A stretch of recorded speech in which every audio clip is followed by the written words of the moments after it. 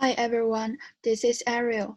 Today I'm going to give a presentation on the local state in China. First, let's take a look at the content. There are two readings for this class. The first is an article about contentious politics in China and discuss the power structure and region resilience. Another is an introduction of local state from Hellman, as usual. So before we dig into the contentious politics in China, let's first take a look at the features of authoritarian regime. Authoritarian regimes are characterized by the lack of political opportunities for collective action. Although they do not face the pressure of elections, they are more sensitive to serious uncertainties, such as popular resistance, which is a concession repression dilemma. Making concessions tends to trigger more resistance, but reliance on repression can damage the regime's legitimacy and makes it less sensitive to popular demand. Therefore, how does authoritarian government respond to the uncertainty of protest politics is a remaining problem. Here is a picture of popular resistance in China, and another here is repression, political repression. So China, like many other authoritarian regions, is always undergoing market reforms, social-economic transformation, and urbanization. So conflicts and citizens' resistance are unavoidable. However, unlike other transitional economies, popular resistance in China has occurred without regime change. Why this happened? It is because there is a coexistence of social disturbance and political stability in China, which the author called it the state resilience. Let's further talk about Chinese unique power structure. Chinese political hierarchy has multiple levels of government. A special feature of power structure in China is decentralization. It has granted conditional power and autonomy to local governments. Different from other socialist countries, local government in China have high autonomy because of the role in economic development. Also different from Western democracies, local officials in China are appointed by the upper-level authorities and have to fear the responsibility delegated from central government, so as to deserve its high power. Hence, as the author stated, Chinese party states have been able to maintain social stability amid numerous social conflict and prevent the unpredictable consequences of making concessions or repressing the resistance. Because the political arrangement grant conditional autonomy to local governments. So conditional autonomy here means that lower level authority or the local government has considerable autonomy in dealing with popular resistance, while facing constraints imposed by the top level authority. There are several reasons here. First, the divided power gives a space for central government to avoid blame by delegating the power to deal with popular resistance to lower level governments. Central government shifts the responsibility to them, avoid being blamed. Second, concessions to resistors are conditional, and this also prevents local authorities from violent repression. Last, this whole structure becomes more stable for the central government.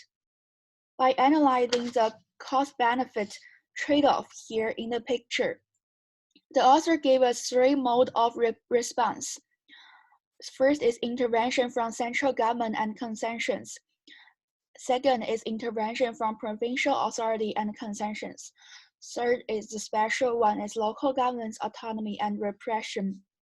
What we have to pay attention is that the central government faces a higher cost of losing legitimacy than local ones when repression is used, while the central government incurs a smaller cost when making concessions. So among the three options, whether or not the authority will intervene and how it will intervene in a confrontation are all conditional. Therefore, to conclude, popular resistance in China benefits multiple levels of authority. The problem can be solved by conditionally granting autonomy to local governments. It not only places constraints on resistors and local governments, but also reduces the unconditional concessions and excessive repressions. Also, it allows central government to distance from blame-generating situations and lets them to be better informed of the citizens' needs. Finally, it can force the government to strengthen the implementation of policies favoring the citizens. The second part here is governmental and administrative structure in PRC. It comprises 4 administrative tiers below the central government level. They are provincial, prefectural, county level, and township level. For provincial level, China has 22 provinces, 5 autonomous regions, and 4 directly administered municipalities. The fracture level developed after 1949 for easing the administrative burdens on provincial levels, and it is also a result of urbanization. There are another 2 special levels. The first is special administrative regions of Hong Kong and Macau. They are controlled by China's central government, and they are officially categorized as administrative unit at the provincial level. Compared to other provinces, they have extensive autonomous decision-making powers. The other is sub-provincial level. There are 15 deputy provincial cities, selected provincial capitals, and special economic zones. Since these cities are granted by the central government special privilege with regard to economic development and regulation, they are more independent with their provincial government. The administrative units of the PRC at the provincial level enjoy varying levels of political decision-making powers based on their policy areas, economic strengths, bargaining powers, and the links between the regional relationship and the decision-makers in Beijing. So in terms of economic and social policy, we all see provinces and municipalities have extensive room to revise their strategy. For example, some special economic zones and new developed areas such as Pudong New Area are playing pioneering roles in China's transition to a moderately prosperous society. While some political sensitive regions, like the autonomous regions of ethnic minorities, they share less administrative autonomy. When it comes to regional administrative organization, provincial government has basically 2 meetings: executive meeting of the provincial government and plenary meeting. As an executive organ of the PPC, they're responsible for implementing PPC decisions. Except their own provincial goals, they have to be subject to the unified leadership of the State Council. Additionally, they are responsible for steering and coordinating work in their respective fields of competency. However, the central government here do not have the right to encroach upon the competencies of their counterparts at the provincial level. They are only allowed to provide professional guidance. So, as Hellman stated, regional special interests are reflected in both political and economic conflicts. There are 3 main types of conflicts. The first is tensions between central government and the province.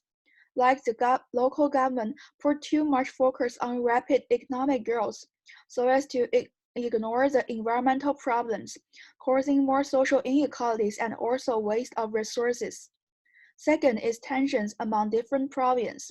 For example, since coastal provinces have prominent positions with respect to foreign trade policy, they want more favorable policy like this. While for interior province, they want to expand infrastructure and more healthcare insurance system to benefit their people. And the third is tension within one province. So the solution is that only compromise and cooperation rather than one-side commands can safeguard the process and the success of economic reforms. So here comes to the next part, local governments at county, township, and village levels. For the functions of local government, the first is liberatory function. This means that first it should respond actively to Beijing's political directives, and when a place is assigned to be experimental points with profound socio-economic performance, they would be raised as model experiences and extend from point to service to apply universally in the whole country. Examples can be the garbage sorting in Shanghai. Another function is a fringe function. First, it means that all the local instructions are adapted to suit local conditions, and this provides a platform for general public to give their voice on specific needs and demands. The local government department can see the level of public acceptance of legislative programs. So for village election reforms, it took place in the 1980s. It means that there are direct elections for village committees and village committee chairmen. They are elected from popular votes.